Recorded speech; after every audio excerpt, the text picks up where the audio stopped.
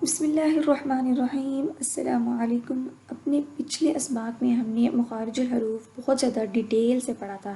آج مخارج الحروف کی ہم ریویژن کریں گے اور واپس آتے ہیں ہم اپنے قاعدے کے سبق نمبر 2 پیج نمبر 3 کی طرف۔ اب انشاءاللہ جب ہم اس کی ریویژن کریں گے تب آپ کو پتہ چلے گا کہ ہم اپنے قاعدے کے لاسٹ سے مخارج الحروف کی تفصیل کیوں پڑھی تھی، دانتوں کے، زبان کے حصے وغیرہ کیوں یاد کیے تھے۔ تو چلیں ریویژن کرتے ہیں۔ حروف حلقی سے سٹارٹ کرتے ہیں۔ حروف حلقی 6 ہیں: حمزہ، ہا، عین، ہا، غین، خا۔ حمزہ ہا حلق کے آخری حصے سے ادا ہوتے ہیں۔ حلق یعنی کہ گلے کے آخری حصے سے حمزہ ہا ادا ہوتے ہیں۔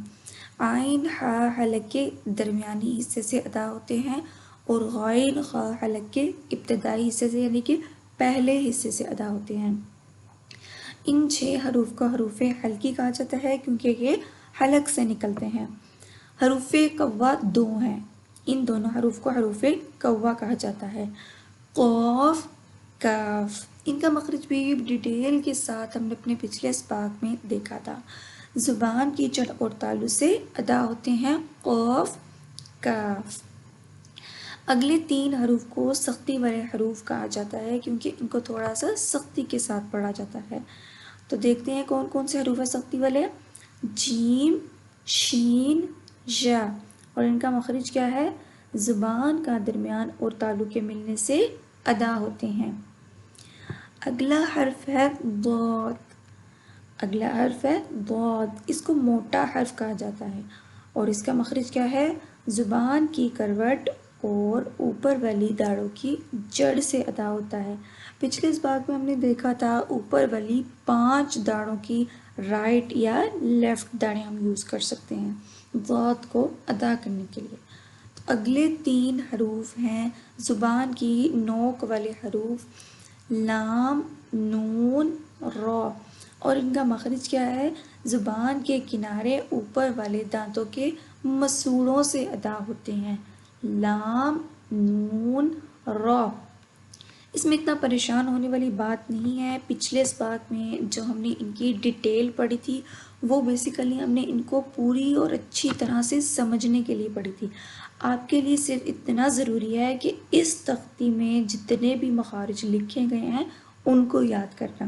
اگر آپ کو پچھلے اسباق کے مخارج، تمام دانتوں کے نام، زبان کے حصوں کے نام وغیرہ نہیں بھی یاد ہوتے تو اس میں اتنی کوئی مسئلے والی بات نہیں ہے۔ آپ نے صرف اور صرف اتنا یاد رکھنا ہے کہ زبان کی نوک والے حروف کون سے ہیں اور وہ کہاں سے ادا ہوتے ہیں، یعنی کہ ان کا مخرج کیا ہے، ٹھیک ہے۔ اسی طرح تمام حروف کو یاد رکھنا ہے، حروف حلقی کون سے ہیں اور ان کا مخرج کیا ہے، حروف کوا کون سے ہیں اور ان کا مخرج کیا ہے۔ جو پچھلے اسباق میں ہم نے ڈیٹیل پڑھی تھی اس کا مقصد اس تختی کو اچھی طرح سے سمجھنا تھا۔ تو آگے چلتے ہیں دانتوں والے حروف۔ دانتوں والے حروف 3 ہیں، تو، دال اور تا۔ اب ان تینوں حروف کا مخرج کیا ہے؟ زبان کی نوک سامنے اوپر والے 2 دانتوں کی جڑ سے ادا ہوتی ہے۔ زبان کی نوک کو آپ نے سامنے اوپر والے 2 دانتوں کی جڑ سے لگانا ہے تو ادا ہوں گے دانتوں والے حروف۔ آگے ہیں نرمی والے حروف وا، ذال، ثا۔ زبان کی نوک سامنے اوپر والے 2 دانتوں کے کنارے سے ادا ہوتی ہے۔ کنارے سے اس طرح سے ادا ہوں گے کہ آپ نے اپنی زبان کو تھوڑا سا باہر نکالنا ہے اور دانتوں کے کنارے کو لگانا ہے۔ وا، ذال، ثا۔ اگلی 3 حروف کو سیٹی والے حروف کہا جاتا ہے کیونکہ اس کی آواز تھوڑی سی سیٹی جیسی لگتی ہے۔ صاد، زا، سین۔ زبان کی نوک سامنے اوپر نیچے 2 دانتوں کے اندرونی کنارے سے ادا ہوتا ہے۔ سیٹی والے حروف کا مخرج کیا ہے؟ زبان کی نوک سامنے اوپر نیچے 2 دانتوں کے اندرونی کنارے سے ادا ہوتا ہے۔ صاد، زا، سین۔ اگلے 4 حروف ہیں ہونٹوں والے حروف فا، پا، میم، واو۔ ان کا مخرج ہے، یہ چاروں حروف ہونٹوں سے ادا ہوتے ہیں۔ ان چاروں حروف کی انڈرسٹینڈنگ کے لیے پچھلے اسباق میں بڑی ڈیٹیل سے ہم نے پڑھا تھا کہ فا کیسے ادا ہوتا ہے، با کیسے ادا ہوتا ہے، میم اور واو کیسے ادا ہوتا ہے۔ یہاں پہ بیسک مقصد صرف یہ ہے کہ آپ کو ان کا مخرج یاد ہو، ان کا مخرج پتہ ہو۔ اور ایک آخری حرف ہے الف، یہ منہ کے خالی حصے سے ادا ہوتا ہے۔ اب آپ نے ان تمام حروف کا مخرج اچھی طرح سے یاد کرنا ہے۔ پچھلے اسباق میں جتنا بھی ہم نے پڑھا وہ جسٹ انڈرسٹینڈنگ کے لیے تھا۔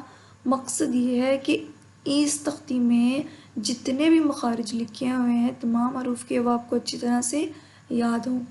اگلے لیسن میں انشاءاللہ ہم حروف کی بدلتی ہوئی شکلوں کو دیکھیں گے۔